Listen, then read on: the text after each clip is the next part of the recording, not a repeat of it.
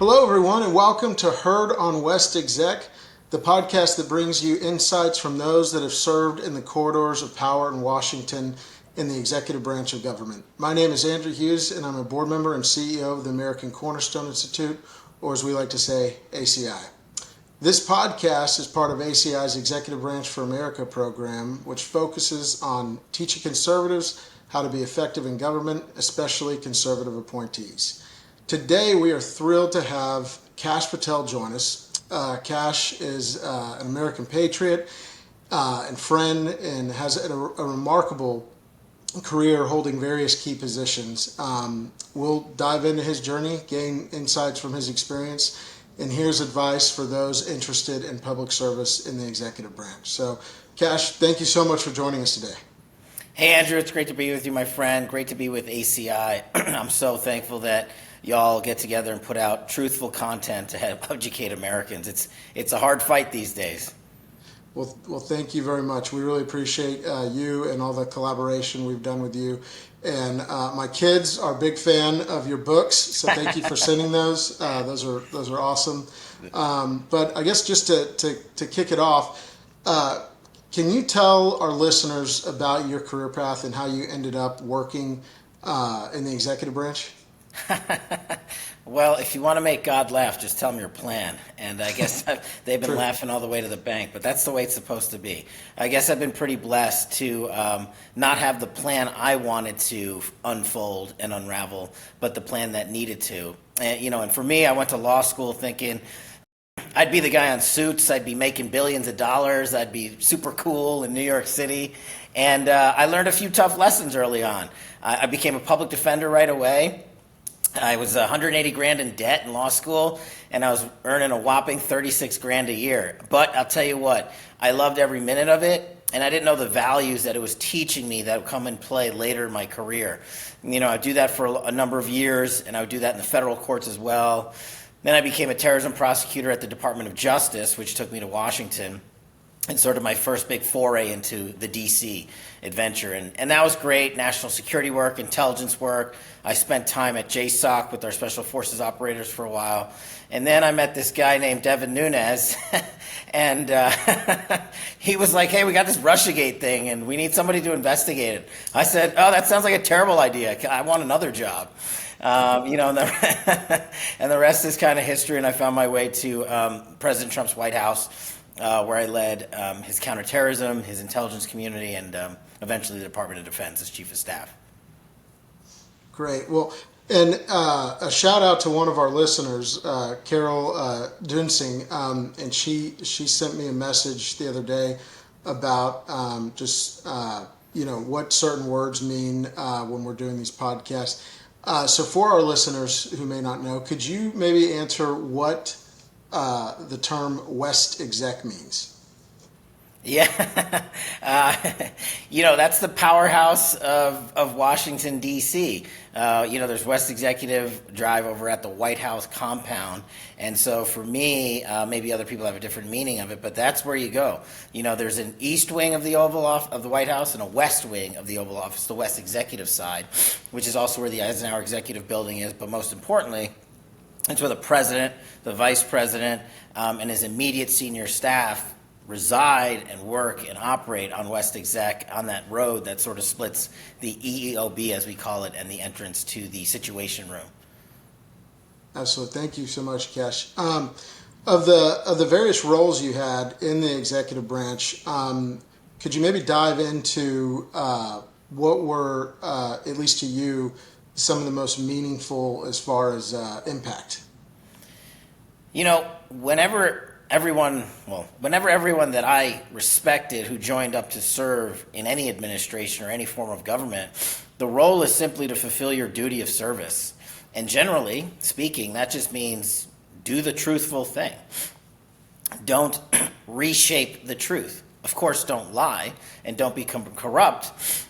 And so for me, I found out the most uncomfortable thing was that our government leadership was committing acts of corruption, acts of illegality. Whether it was at the Department of Justice or in the intelligence community or at the Department of Defense. And I found that just wildly stunning. In 2022 America, 2023 America, and before that, to see such a politicization of my Department of Justice, where I served, where I would come to learn and the world would come to learn through the Russiagate investigation, that people, and it's not a Republican or Democratic thing. It didn't matter if it was R or D's. It just mattered, what position were you in? I'm the director of the FBI. I'm the Attorney General. I'm so-and-so. I was on the board of this big defense company. I was on the board of this lobbying company. And the revolving door just kept turning over and over. And the people that were committing these acts of corruption, the biggest one I can point to is, I mean, now the world knows this, but for a political movement to go to the FBI and say, here's a bunch of money, here's a bunch of false intelligence, go to a secret court, which I used to use to manhunt terrorists, and lie to the judge so we can illegally surveil a political opponent. It was just like, this is banana republic stuff. And unfortunately, for America, it proved to be true. And it was a crippling effect that we're still recovering from. So I think, when it comes to service, the hardest part of service is exposing those that are in your leadership ranks that you have to report to in government, because they will probably take an act of retribution against you like they have so many brave whistleblowers. Yeah, no, thank you very much.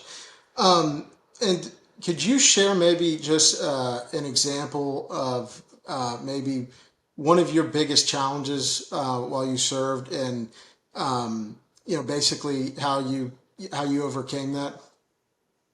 Yeah. I mean, I think the biggest challenge is not just doing the work when you run into this situation over and over again of government corruption. Exposing it and proving it to your superiors is one thing, or proving it to the different agencies and branches is one thing. One of the hardest things, though, was basically, how do we prove this and show this to the American people? That's our ultimate job, right? We're serving the American people in the Constitution. And the mainstream media was one of the most difficult, and still is one of the most difficult components, I hate to say it, of this apparatus that I call the deep state. You don't have to call it that, but of just this movement to corrupt government agencies for a political bend. And to this day, the main issues I can come up with that now most Americans know: Russiagate, the 51 Intel letter, Hunter Biden's laptop, the classified documents case between Biden and Trump, and the disparate treatment of individuals and investigations by our agencies and departments based on what your last name was, or whether you resided as an R or a D. It was just shocking. And even when the mainstream media was given the truth, like when we gave them the documents from the FBI and DOJ during Russiagate, they still lied to the American people. And so that's the biggest battle, really. I thought the work would be hard, but I just never thought the mainstream media would continue to lie to the American people in the world, because they didn't like or subscribe to the narrative of the truth that was being put out. Do you think that the mainstream media is one of the biggest threats to our republic right now? Unfortunately, I mean, I can't believe I'm saying it, but yeah, Andrew, it's great to have this show, because you can go on it and speak truthfully. And you and I may disagree on policy issues. That's different than saying you're a liar. The mainstream media's knee-jerk reaction is, if you disagree with them, you're a liar.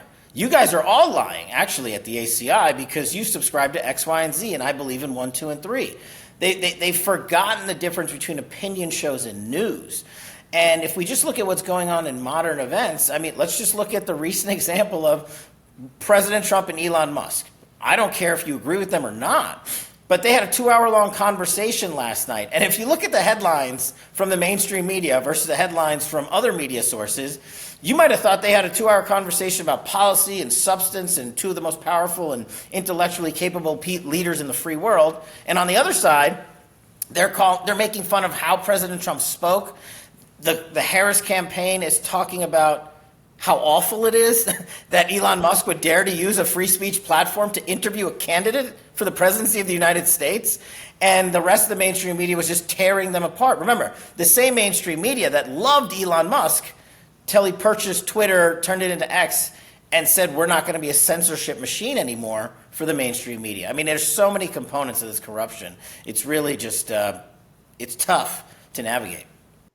So when you get into one of the roles similar to the ones you were in the Trump administration, how important is it to have people around you that you trust, and how important is teamwork, not only from inside an agency, but also at the White House and going back and forth from the White House to those respective agencies? So, like for me, I was at HUD, but we would communicate with the White House on a daily basis. We'd go over there all the time, and so would love your insight on that.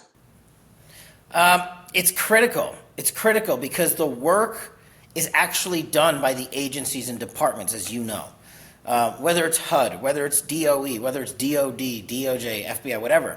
The White House is the epicenter of it all where it comes together, but y'all in the agencies and departments have to do the work based on the mission set forth by the commander-in-chief. So what I wish was there was 100 Andrew Hugheses and 50 Dr. Ben Carsons, or the other way around, and because, they executed the agenda. You executed the agenda from the White House. And what I learned was from other agencies and departments who weren't effectively run like HUD was with y'all there, was that they inserted themselves in the chain of command to say, well, even though the president said, for example, go get this hostage or go end this forever war or go take out this terrorism target, the amount of people that would set up hurdles between that agency and the White House's directive command was shocking to me.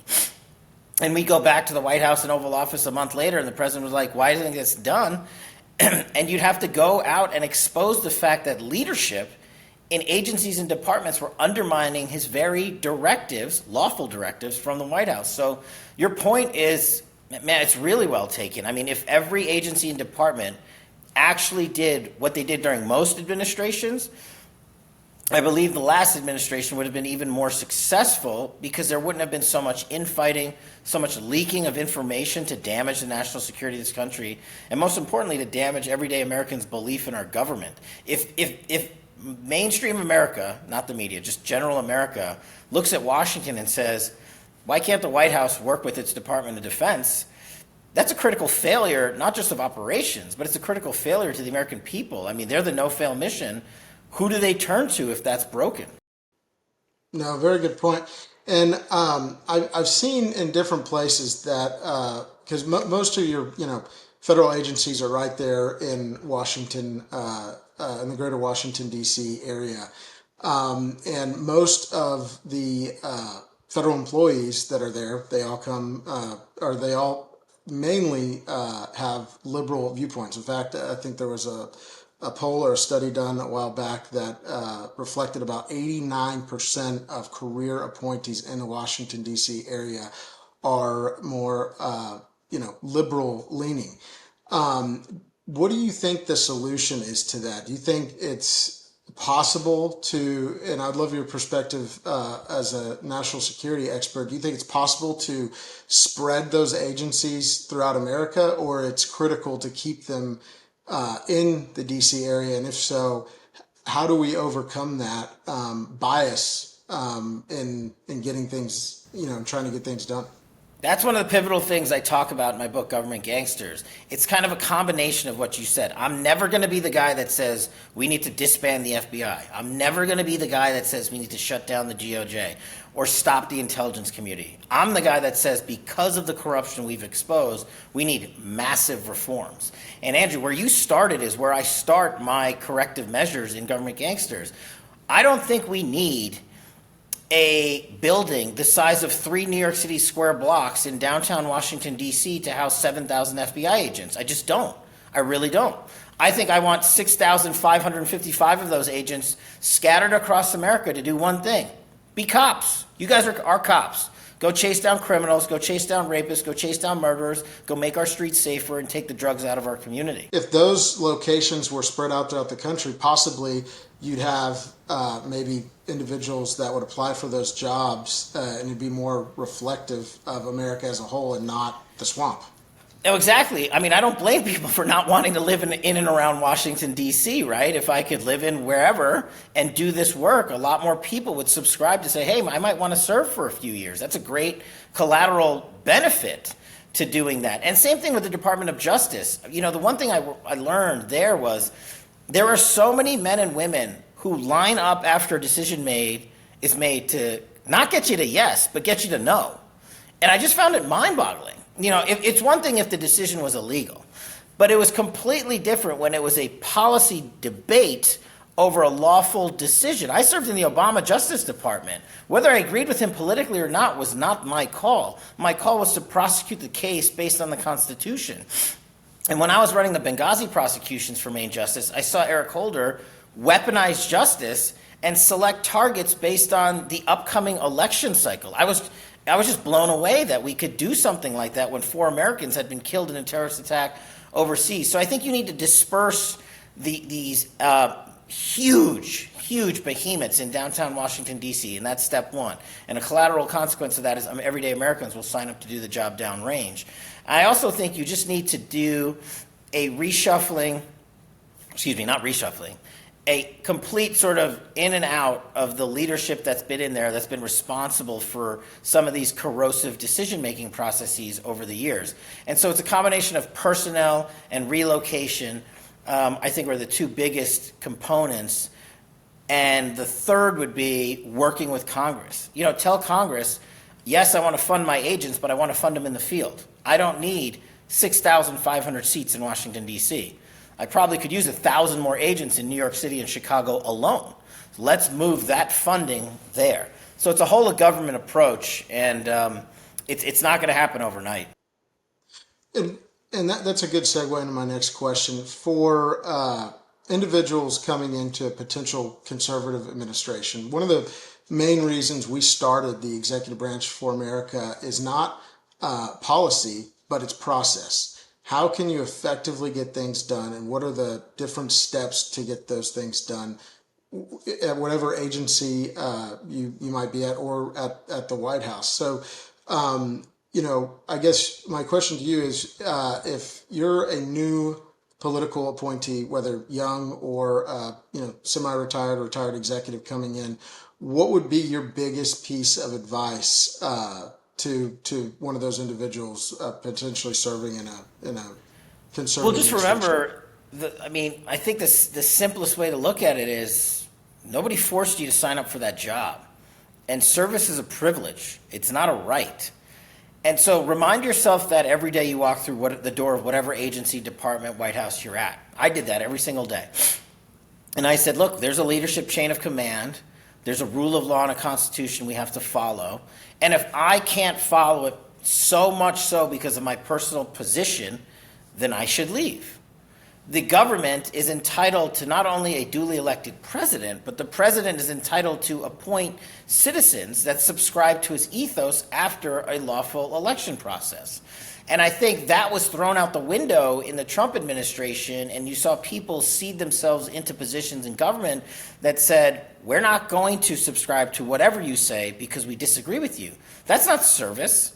That's abdication of duty and a violation of your oath of office. Remember, everybody that comes to government swears on the Constitution that they will uphold the Constitution. If you violate the chain of command, the rule of law, and the lawful orders placed upon you, you're violating your role in office. So it's both a personal and business decision. That's my advice to folks coming in. You got to make sure that you subscribe to the election results and the mandate that was given to that administration. And if you can't, just wait it out. There'll be another chance to serve down the road. No, exactly. Is there anything, looking back at your tenure, is there anything you would have done differently?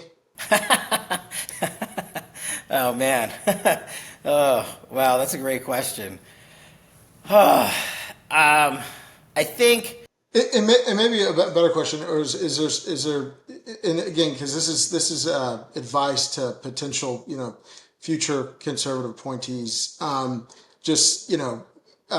first time you served as an appointee, is there something you would have done differently, or that maybe just a good piece of advice for someone that's just starting out? Like, for instance, when we first got to HUD, every single thing that you do, your phone calls, your text messages, your emails are subject to the Freedom of Information Act. And we always did everything right. We started every day, saying, is it ethical, legal, moral, and consider the optics. But people are communicating hundreds of times a day through text, email. And so every single thing that is on an email is subject to Freedom of Information Act. And a lot of those things can be taken out of context. So when I first started, it's like, remember all these laws about everything you say or do will be public. No, that's right. That was actually, I learned that lesson from one of my buddies who's in the special forces. He said, listen, when you write our email response to your chain of command, write it out and walk away. Don't hit send. Because you need to take the emotion out of your decision-making process. You need to take the emotion out of what you leave and document. And that you should totally do that, by the way. You shouldn't not document because you want to hide something. Yeah. That's the opposite of what you should be doing. What you should be doing is over-documenting, because that documentation belongs to the American people. And when an investigation is called upon, because look, humans make mistakes. A lot of times it's just that. It was a mistake. Unfortunately, the mainstream media wants to make a piñata out of someone and a political opponent out of someone, so they turn that mistake into some sort of, evil error. And so for folks coming in for the first go-around, or for folks who are willing to line up and serve, I would say you got to take your passion and emotion and check it at the door as well. Your job is to do whatever role you sign up for, and you're not supposed to be a political proponent of whatever rules or commands are coming down from the chain of command. You're supposed to just implement them. And if you have a difficulty in implementing them, then you take that to your supervisor. But along the way, you're supposed to document that. And I think a critical component, and we learn this, one of the most outrageous things that I think I can relate to here in modern news is that Peter Strzok and Lisa Page, who were the FBI lead counterintelligence agents and lawyers who drafted the illegal FISA and submitted it to the court and lied to the court about evidence of innocence, along with a whole host of other things, I got their text messages from their work phones. And we now learn the consequence of what they put on their work phones. They took their personal opinions and put them on their work phones. They took their political personal proclivities and put them on their work phones. And they exchanged them freely while they were investigating and running this unlawful operation to go to a FISA court and illegally surveil a presidential candidate.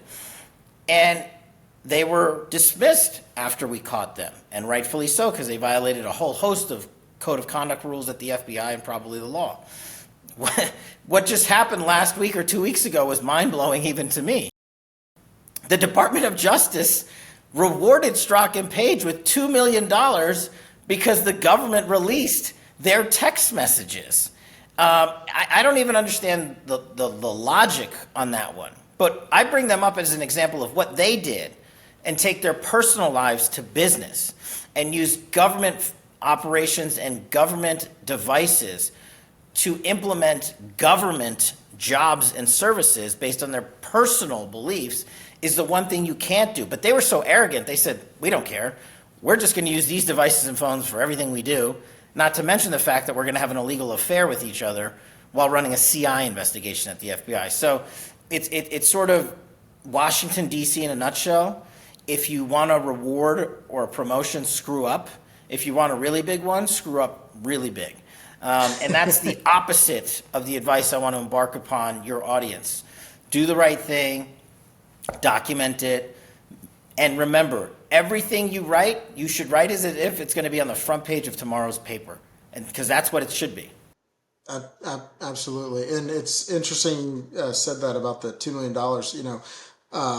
Myself, Dr. Carson, our wonderful founder and chairman of American Cornerstone Institute, the current administration actually leaked hundreds of people's private information, social security numbers, credit card numbers, it